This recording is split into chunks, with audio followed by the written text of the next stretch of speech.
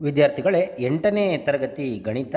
ಅದರಲ್ಲಿ ನಾವಿವತ್ತು ಅಧ್ಯಾಯ 13 ನಕ್ಷೆಗಳ ಪರಿಚಯ ಅನ್ನೋ ಪಾಠದ ಅಭ್ಯಾಸ 13.1ರ 1ರಿಂದ 4ವರೆಗಿನ ಲೆಕ್ಕಗಳನ್ನು ಈ ವಿಡಿಯೋದಲ್ಲಿ ಬಿಡಿಸೋಣ. ಮೊದಲ ಲೆಕ್ಕ, ಕೊಟ್ಟಿರುವ ನಕ್ಷೆಯು ಆಸ್ಪತ್ರೆಯಲ್ಲಿ ಒಬ್ಬ ರೋಗಿಯು ದೇಹದ ಉಷ್ಣಾಂಶವನ್ನು ಅಂದರೆ ಉಷ್ಣತೆಯನ್ನು ಪ್ರತಿ ಗಂಟೆಗೊಮ್ಮೆ ದಾಖಲಿಸಿದ ವಿವರಗಳನ್ನು ತೋರಿಸುತ್ತೆ. ಮಧ್ಯಾಹ್ನ 1 ಗಂಟೆಯಲ್ಲಿ ರೋಗಿಯ ದೇಹದ ತಾಪ ಎಷ್ಟು ಅಂತ ಕೇಳಿದ್ದಾರೆ. ಇಲ್ಲಿ ಕೆಳಗೆ ನೋಡಿ, ಇಲ್ಲಿ ಕೆಳಗೇನಿದೆ ಎಕ್ಸ್ ಅಕ್ಷದಲ್ಲಿ ಸಮಯ ಕೊಟ್ಟಿದ್ದಾರೆ, ವೈ ಅಕ್ಷದಲ್ಲಿ ಏನು ಉಷ್ಣಾಂಶ ಕೊಟ್ಟಿದ್ದಾರೆ. ಈಗ 1 ಗಂಟೆಗೆ ಕೇಳಿದ್ದಾರೆ. 1 ಗಂಟೆ ಎಲ್ಲಿ ಬರುತ್ತೆ ನೋಡಿ, ಇಲ್ಲಿ ಬರುತ್ತೆ 1 ಗಂಟೆ. ಹೌದಾ? 1 ಗಂಟೆ ತಾಪಮಾನ ಎಷ್ಟಿದೆ, ಇಲ್ಲಿದೆ. ಸೊ ಎಷ್ಟದು 36 ಮತ್ತು 37 ನಡುವೆ ಬರುತ್ತೆ, ಅಂದರೆ 36.5 ಡಿಗ್ರಿ. ಇದನ್ನು ಫುಲ್ ವಾಕ್ಯದಲ್ಲಿ ಬರೀಬೇಕಾಗುತ್ತೆ ನೀವು. 36.5 ಡಿಗ್ರಿ ಸೆಲ್ಸಿಯಸ್ ಅಂತ ಬರಿಬೇಕಾಗತ್ತೆ. ಈಗ ಎರಡನೇ ಪ್ರಶ್ನೆ, ಯಾವ ಸಮಯದಲ್ಲಿ ರೋಗಿಯ ದೇಹದ ತಾಪ 38.5 ಡಿಗ್ರಿ ಸೆಲ್ಸಿಯಸ್ ಇತ್ತು ಅಂತ. ಈಗ ಫಸ್ಟು 38.5 ಡಿಗ್ರಿ ಸೆಲ್ಸಿಯಸ್ ಎಲ್ಲಿದೆ ನೋಡ್ಕೊಳ್ತಾ ಹೋಗೋಣ. ನೋಡಿ 38, ಹೌದಾ? 38 ಇದು ಪ್ಲಸ್ 0.5 ಅಂತಂದ್ರೆ ಇಲ್ಲಿ ಎಲ್ಲಿದೆ, ಇಲ್ಲಿದೆ. ಸೊ ಅದು ಯಾವ ಟೈಮು ನೋಡಿ, ಹಿಂಗೆ ಲೈನ್ ತೊಗೊಂಬಂದು ಯಾವ ಟೈಮು 12 ಗಂಟೆ. ಸೊ ಹಾಗಾಗಿ 12 ಗಂಟೆ ಸಮಯದಲ್ಲಿ ರೋಗಿಯ ದೇಹದ ತಾಪ 38.5 ಡಿಗ್ರಿ ಸೆಲ್ಸಿಯಸ್ ಇತ್ತು ಅಂತ ಬರೆಯೋಣ. ಮೂರನೇ ಪ್ರಶ್ನೆ, ಇದರಲ್ಲಿ ರೋಗಿಯ ದೇಹದ ತಾಪವು ಕೊಟ್ಟಿರುವ ಅವಧಿಯಲ್ಲಿ 2 ಸಮಯಗಳಲ್ಲಿ ಒಂದೇ ಸಮನಾಗಿತ್ತು, ಆ 2 ಸಮಯಗಳು ಯಾವುವು ಅಂತ ಕಂಡುಹಿಡಿಯಿರಿ ಅಂತ ಕೊಟ್ಟಿದ್ದಾರೆ. ಆ ಟೈಮ್ ಯಾವುದು ಅಂತ, ಅಂದರೆ 2 ಅವಧಿಯಲ್ಲಿ ಒಂದೇ ಇತ್ತಂತೆ, ಅದು ಯಾವುದು ಅಂತ ನೋಡಿ. ಒಂದೇ ಇರ್ತಕ್ಕಂಥ ಅವಧಿ ನೋಡಿ, ಇಲ್ಲೇ ಗೊತ್ತಾಗುತ್ತೆ ಯಾವುದಿದು. 1 ಗಂಟೆ ಮತ್ತು 2 ಗಂಟೆ ಎಷ್ಟಿದೆ, 36.5 ಡಿಗ್ರಿ ಸೆಂಟಿಗ್ರೇಡ್ ಇದೆ. ಯಾವ ಸಮಯದಲ್ಲಿ 1 ಗಂಟೆ ಮತ್ತು 2 ಗಂಟೆ ನಡುವಿನ ಅವಧಿಯಲ್ಲಿ ಒಂದೇ ಸಮನಾಗಿತ್ತು ಅಂತ ಬರೆದ್ಬಿಡೋಣ. ಈಗ ಡಿ ಲೆಕ್ಕ, ಅಪರಾಹ್ನ 1:30 ಸಮಯದಲ್ಲಿ ತಾಪ ಎಷ್ಟಿತ್ತು, ಈ ಉತ್ತರವನ್ನು ಹೇಗೆ ಪಡೆದಿರಿ ಅಂತ ಕೊಟ್ಟಿದ್ದಾರೆ. 1:30, ಒಂದೆಲ್ಲಿದೆ, ಇಲ್ಲಿದೆ. ಹೌದಾ? 30 ಎಲ್ಲಿದೆ, ಇಲ್ಲಿದೆ. ಸೊ ಎಷ್ಟು, ಸೇಮ್ 36.5 ಡಿಗ್ರಿ ಸೆಂಟಿಗ್ರೇಡ್ ಇದೆ. ಹಾಗಾಗಿ ತಾಪ ಎಷ್ಟಿತ್ತು, 36 ಡಿಗ್ರಿ ಸೆಂಟಿಗ್ರೇಡ್. ಈ ಉತ್ತರವನ್ನು ಹೇಗೆ ಪಡೆದಿರಿ ನೋಡಿ. ಎಕ್ಸ್ ಅಕ್ಷದಲ್ಲಿ ಏನಿದೆ, ಸಮಯ ಇದೆ. ಎಕ್ಸ್ ಅಕ್ಷದಲ್ಲಿ ಸಮಯ, ಹೌದಾ? ಆ ಸಮಯವನ್ನು ತೆಗೆದುಕೊಂಡು ಹೋದೆ. ನಂತರ ವೈ ಅಕ್ಷದಲ್ಲಿ ಅದಕ್ಕೆ ಸಮಾನಾಂತರವಾಗಿ ಏನಿದೆ, 36.5 ಇದೆ. ಸೊ ಅವೆರಡೂ ಸೇರ್ತಕ್ಕಂಥ ಬಿಂದು ಏನಾಗಿದೆ, ಅದೇ 36.5 ಆಗಿದೆ. ಸೊ ಅದನ್ನು ಬರೆಯೋಣ ನೋಡಿ. ನಕ್ಷೆಯ ಮೇಲೆ ಮಧ್ಯಾಹ್ನ 1 ಗಂಟೆ ಮತ್ತು 2 ಗಂಟೆಗಳ ನಡುವೆ ತಾಪದಲ್ಲಿ ಯಾವುದೇ ಬದಲಾವಣೆ ಇಲ್ಲ, ಏಕೆಂದರೆ ಈ ಅವಧಿಯಲ್ಲಿ ನಕ್ಷೆಯು ಎಕ್ಸ್ ಅಕ್ಷಕ್ಕೆ ಸಮಾನಾಂತರವಾಗಿದೆ ಅಂತ ಬರೆದ್ರೆ ಸಾಕಾಗುತ್ತೆ. ಈ ಉತ್ತರವನ್ನು ಹೀಗೆ ಪಡೆದ್ವಿ ಅಂತ ಹೇಳ್ಬೋದು. ಇನ್ನು ಸಿ, ಯಾವ ಅವಧಿಯಲ್ಲಿ ರೋಗಿಯ ದೇಹದ ತಾಪ ಹೆಚ್ಚಾಗ್ತಾ ಇದೆ ಅಂತ ಕೇಳಿದ್ದಾರೆ. ಯಾವ ಟೈಮಲ್ಲಿ ರೋಗಿಯ ದೇಹದ ತಾಪ ಹೆಚ್ಚಾಗ್ತಾ ಇದೆ ಅಂತ. ಹೆಚ್ಚಾಗಿರ್ತಕ್ಕಂಥ ಅವಧಿ ಯಾವುದು ಅಂತ ನೋಡಿ. ಇಲ್ಲಿಂದ 9ರಿಂದ 10ಕ್ಕೆ ಹೆಚ್ಚಾಯಿತು, ನೆಕ್ಸ್ಟ್ 10ರಿಂದ 11 ಮತ್ತೆ ಹೆಚ್ಚಾಯಿತು, 11ರಿಂದ ಕಡಿಮೆ ಆಗ್ತಾ ಇದೆ. ಹಾಗಾಗಿ 9ರಿಂದ 11 ಗಂಟೆ ನಡುವೆ ಜಾಸ್ತಿ ಆಗ್ತಾ ಇದೆ ಅಂತ ಬರೆಯೋಣ. ನೋಡಿ, ಬೆಳಗ್ಗೆ 9 ಗಂಟೆಯಿಂದ 11 ಗಂಟೆ ಅವಧಿಯಲ್ಲಿ ರೋಗಿಯ ದೇಹದ ತಾಪ ಹೆಚ್ಚಾಗ್ತಿದೆ ಅಂತ ಬರೆದ್ರೆ ಮುಗಿಯುತ್ತೆ. ಎರಡನೇ ಲೆಕ್ಕ, ಕೊಟ್ಟಿರುವ ರೇಖಾನಕ್ಷೆಯು ಒಂದು ತಯಾರಿಕಾ ಸಂಸ್ಥೆಯ ವಾರ್ಷಿಕ ಮಾರಾಟ ಅಂಕಿಅಂಶಗಳನ್ನು ತೋರಿಸುತ್ತೆ. ಅದರಲ್ಲಿ 2002 ಮತ್ತು 2006ರಲ್ಲಿ ಮಾರಾಟ ಎಷ್ಟಿತ್ತು ಅಂತ ನಾವು ಬರಿಬೇಕು. ನೋಡಿ, ಇಲ್ಲಿ ಎಕ್ಸ್ ಅಕ್ಷದಲ್ಲಿ ವರ್ಷ ಕೊಟ್ಟಿದ್ದಾರೆ, ವೈ ಅಕ್ಷದಲ್ಲಿ ಏನೋ ಅಮೌಂಟ್ ಕೊಟ್ಟಿದ್ದಾರೆ, ಏನು ಮಾರ್ದಂಥ ಒಂದು ಅಮೌಂಟು, ಎಷ್ಟು ಮಾರಿ ಎಷ್ಟು ದುಡ್ಡು ಬಂತು ಅಂತ ಕೊಟ್ಟಿದ್ದಾರೆ.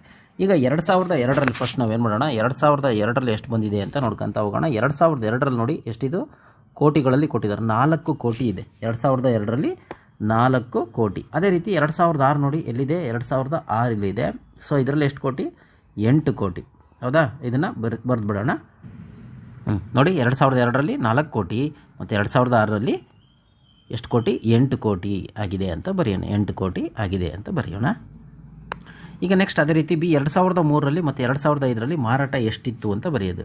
ಈಗ ನೋಡಿ, 2003 ಎಲ್ಲಿದೆ, ಇಲ್ಲಿದೆ. ನೋಡಿ 2003 ಇಲ್ಲಿ ಎಷ್ಟಿದೆ, ಇದು ಎಷ್ಟು ಕೋಟಿ, ಇದು 7 ಕೋಟಿ ಇದು. ಹೌದಾ? 7 ಕೋಟಿ, ಅದನ್ನು ಬರೆಯೋಣ. ಅದೇ ರೀತಿ 2005 ಎಲ್ಲಿದೆ, ಇಲ್ಲಿದೆ. ಎಷ್ಟು ಕೋಟಿ, ಇದು 10 ಕೋಟಿ. ಬರೆದ್ಬಿಡೋಣ. 2003ರಲ್ಲಿ 7 ಕೋಟಿ ಮತ್ತು 2005ರಲ್ಲಿ 10 ಕೋಟಿ ಆಗಿದೆ ಅಂತ ಬರೆಯೋಣ. ಈಗ ಮೂರನೇ ಲೆಕ್ಕ, 2002 ಮತ್ತು 2006ರಲ್ಲಿ ಆದ ಮಾರಾಟಗಳ ನಡುವಿನ ವ್ಯತ್ಯಾಸವನ್ನು ಲೆಕ್ಕ ಮಾಡಿ ಅಂತ ಕೊಟ್ಟಿದ್ದಾರೆ. ಈಗ 2006ರಲ್ಲಿ ಫಸ್ಟ್ ತೆಗೆದುಕೊಳ್ಳೋಣ, ಯಾವ್ದು ದೊಡ್ಡದಿದೆ ಅದು ತಗೊಳ್ಳೋಣ. 2006ರಲ್ಲಿ ನೋಡಿ ಎಷ್ಟಿದೆ, 8 ಕೋಟಿ ಇದೆ. ಅದಾ ನೆಕ್ಸ್ಟು 2002ರಲ್ಲಿ ಎಷ್ಟಿದೆ, 4 ಕೋಟಿ ಇದೆ. ಸೊ 4ರಲ್ಲಿ 4, 8ರಲ್ಲಿ 4 ಕಳೆದ್ರೆ 4 ಆಗ್ಬಿಡುತ್ತೆ. ಅದಾ? ಸೊ ಅದನ್ನು ಬರೆಯೋಣ. ನೋಡಿ 4 ಕೋಟಿ ಅಂತ ಬರುತ್ತೆ ವ್ಯತ್ಯಾಸ. 8ರ 4 ಹೋದರೆ 4 ಕೋಟಿ ಅಂತ ಬರೀಬೇಕು. ಡಿ, ಹಿಂದಿನ ವರ್ಷದೊಂದಿಗೆ ಹೋಲಿಸಿದಾಗ ಯಾವ ವರ್ಷದಲ್ಲಿ ಮಾರಾಟಗಳ ನಡುವಿನ ವ್ಯತ್ಯಾಸ ಅತ್ಯಧಿಕ ಆಗಿತ್ತು ಅಂತ ಕೇಳಿದ್ದಾರೆ. ಹಿಂದಿನ ವರ್ಷ ಹೋಲಿಸಿದಾಗ ಯಾರು ತುಂಬ ಜಾಸ್ತಿ ಇದೆ ಅಂತ ನೋಡೋಣ. ಇಲ್ಲಿ ನೋಡಿ, ಇದಕ್ಕೆ ಹೋಲಿಸಿದಾಗ ಇಲ್ಲಿ 4 ಇತ್ತು, ಇಲ್ಲಿ ಎಷ್ಟಾಯಿತು 7 ಆಯಿತು, 3 ಜಾಸ್ತಿ ಆಯಿತು. ನೆಕ್ಸ್ಟು ಇಲ್ಲಿ 6 ಇದೆ, ಹೌದಾ? ಇಲ್ಲೆಷ್ಟಿದೆ 10 ಇದೆ. ಅಂದರೆ 6 ಇದ್ದಿದ್ದು 10 ಅಂತಂದರೆ 4 ಜಾಸ್ತಿ ಆಯಿತು. ಹಾಗಾಗಿ ಯಾವ ವರ್ಷ ಇದು 2005. ಸೊ ಹಾಗಾಗಿ ಹಿಂದಿನ ವರ್ಷದೊಂದಿಗೆ ಹೋಲಿಸಿದಾಗ 2005 ವರ್ಷದಲ್ಲಿ ಮಾರಾಟಗಳ ನಡುವಿನ ವ್ಯತ್ಯಾಸ ಅತ್ಯಧಿಕ ಆಗಿತ್ತು. ಎಷ್ಟಾಗಿತ್ತು? 10ರಲ್ಲಿ 6 ಕಳೆದ್ರೆ 4 ಆಗಿತ್ತು ಅಂತ ಬರೆದ್ಬಿಡೋಣ.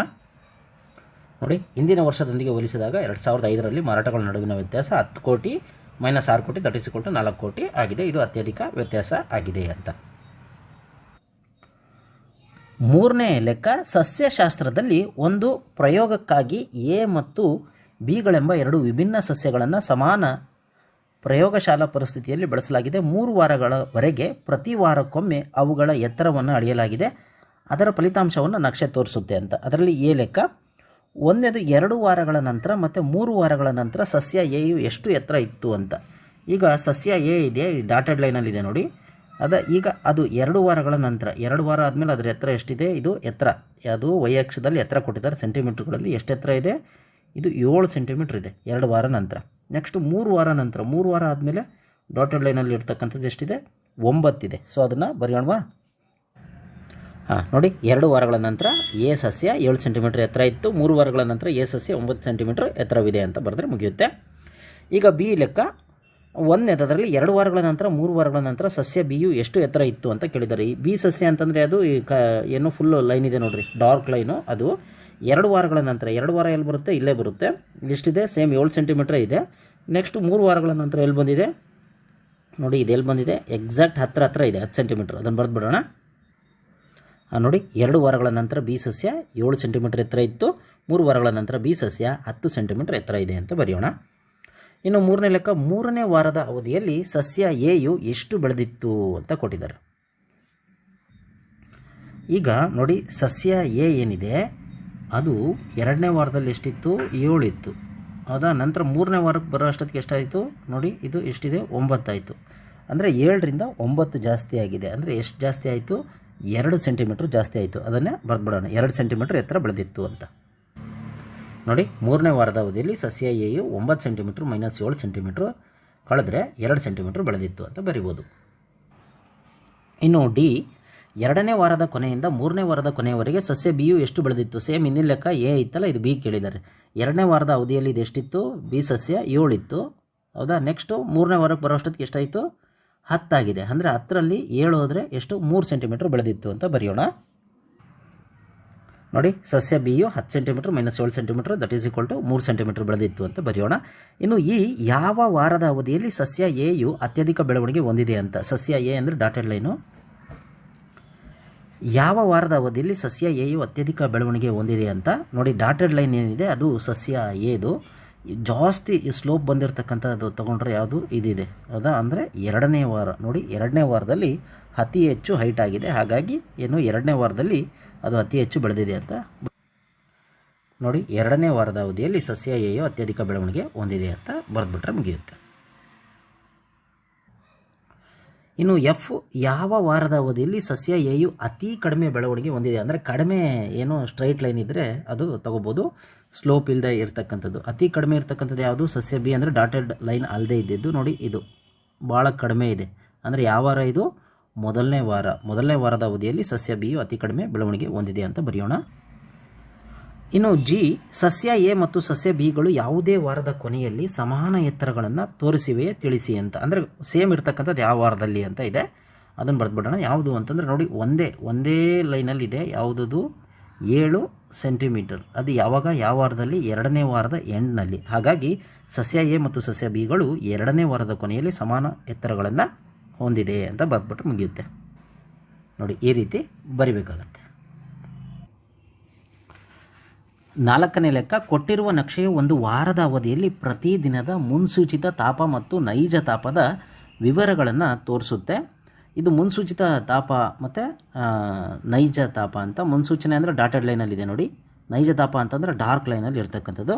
ಯಾವ ಯಾವ ದಿನಗಳಲ್ಲಿ ಮುನ್ಸೂಚಿತ ತಾಪ ಮತ್ತು ನೈಜ ತಾಪಗಳು ಸಮನಾಗಿದ್ದಾವೆ ಅಂದರೆ ಎರಡು, ಈ ಡಾಟೆಡ್ ಲೈನು ಮತ್ತು ಡಾರ್ಕ್ ಲೈನು ಎರಡು ಮೀಟ್ ಆಗಿರ್ತಕ್ಕಂಥದ್ದು ಯಾವುದು ಅಂತ. ಮೊದಲನೇದು ನೋಡಿ, ಇಲ್ಲಿ ಮೀಟ್ ಆಗಿದೆ, ಸರಿನಾ, ಇಲ್ಲಿ ಮೀಟ್ ಆಗಿದೆ. ಇದು ಒಂದು ಯಾವ ವಾರ? ಇದು ಮಂಗಳವಾರ. ನೆಕ್ಸ್ಟ್ ಇನ್ನೊಂದು ಎಲ್ಲಿ ಮೀಟ್ ಆಗಿದೆ? ಇಲ್ಲಿ ಮೀಟ್ ಆಗಿದೆ. ಇದು ಯಾವ ವಾರ ನೋಡಿ? ಶುಕ್ರವಾರ. ನೆಕ್ಸ್ಟ್ ಇನ್ನೊಂದು ಎಲ್ಲಿ ಮೀಟ್ ಆಗಿದೆ? ಇಲ್ಲಿ ಮೀಟ್ ಆಗಿದೆ, ಭಾನುವಾರ. ಹಂಗಾಗಿ ಬರ್ದ್ಬಿಡೋಣ. ಇನ್ನು ಎರಡನೇ ಲೆಕ್ಕ, ವಾರದ ಅವಧಿಯಲ್ಲಿ ಅತ್ಯಧಿಕ ಮುನ್ಸೂಚಿತ ತಾಪ ಎಷ್ಟು ಅಂತ. ಅತ್ಯಧಿಕ ಮುನ್ಸೂಚಿತ ಅಂದರೆ ಡಾಟೆಡ್ ಲೈನು. ಡಾಟೆಡ್ ಲೈನಲ್ಲಿ ಇರ್ತಕ್ಕಂಥದ್ದು ಹೈಯೆಸ್ಟ್ ಯಾವುದಿದೆ ನೋಡಿ, ಇದು ಯಾವುದು? ಈ ಪಾಯಿಂಟು ಯಾವುದಿದು? 35 degree centigrade. ಅದನ್ನು ಬರೆದ್ಬಿಡೋಣ. ಸಿ ಲೆಕ್ಕ, ವಾರದ ಅವಧಿಯಲ್ಲಿ ಅತಿ ಕಡಿಮೆ ನೈಜ ತಾಪ ಎಷ್ಟು ಅಂತ. ಕಡಿಮೆ ನೈಜ ತಾಪ ಎಷ್ಟು? ನೈಜ ತಾಪ ಅಂತಂದರೆ ಡಾಟೆಡ್ ಲೈನಲ್ಲಿ ಇರ್ತಕ್ಕಂಥದ್ದು, ಅಂದರೆ ಡಾರ್ಕ್ ಲೈನಲ್ಲಿ ಇರ್ತಕ್ಕಂಥದ್ದು. ಯಾವುದು ಬಹಳ ಕಡಿಮೆ ಇದೆ ನೋಡಿ? ಸೊ ನೋಡಿದ್ರೆ ಇದು ಬರುತ್ತೆ. ಯಾವುದದು? ಎಷ್ಟದು? 15 ಡಿಗ್ರಿ ಸೆಂಟಿಗ್ರೇಡ್. ಅದು ಬರ್ದ್ಬಿಡೋಣ. ವಾರದ ಅವಧಿಯಲ್ಲಿ ಅತಿ ಕಡಿಮೆ ನೈಜ ತಾಪ 15 ಡಿಗ್ರಿ ಸೆಂಟಿಗ್ರೇಡ್. ಡಿ, ಯಾವ ದಿನದಲ್ಲಿ ನೈಜ ತಾಪ ಮುನ್ಸೂಚಿತ ತಾಪದಿಂದ ಅತಿ ಹೆಚ್ಚು ವ್ಯತ್ಯಾಸವನ್ನು ಹೊಂದಿದೆ ಅಂತ. ಅಂದರೆ ಅತಿ ಹೆಚ್ಚು ವ್ಯತ್ಯಾಸ ಅಂತಂದರೆ ಜಾಸ್ತಿನೂ ಆಗಿರ್ಬೋದು, ಕಮ್ಮಿನೂ ಆಗಿರ್ಬೋದು. ಯಾವುದು ಎರಡು ಗ್ಯಾಪು ಭಾಳ ಜಾಸ್ತಿ ಇದೆ ಅಂತ. ಎರಡು ಗ್ಯಾಪು ನೋಡ್ತಾ ಹೋಗ್ಬೇಕು ನೋಡಿ. ಇಲ್ಲಿ ಗ್ಯಾಪು, ನೆಕ್ಸ್ಟ್ ಇಲ್ಲಿ ಗ್ಯಾಪು, ಇಲ್ಲಿ ಗ್ಯಾಪು, ಇಲ್ಲಿ ಗ್ಯಾಪ್. ಯಾವುದ್ರಲ್ಲಿ ಭಾಳ ಜಾಸ್ತಿ ಗ್ಯಾಪ್ ಇದೆ? ಇದರಲ್ಲಿದೆ ನೋಡಿ. ಸೊ ಯಾವ ವಾರ ಅದು? ಗುರುವಾರ ತುಂಬ ಗ್ಯಾಪ್ ಇದೆ, ಹೌದಾ? ಸೊ ಹಾಗಾಗಿ ಬರ್ದ್ಬಿಡೋಣ. ಗುರುವಾರದ ದಿನದಲ್ಲಿ ನೈಜ ತಾಪ ಮುನ್ಸೂಚಿತ ತಾಪಕ್ಕಿಂತ ಅತಿ ಹೆಚ್ಚು ವ್ಯತ್ಯಾಸವನ್ನು ಹೊಂದಿದೆ ಅಂತ. ಹೀಗೆ ಬರೆದ್ರೆ ಮುಗಿಯುತ್ತೆ.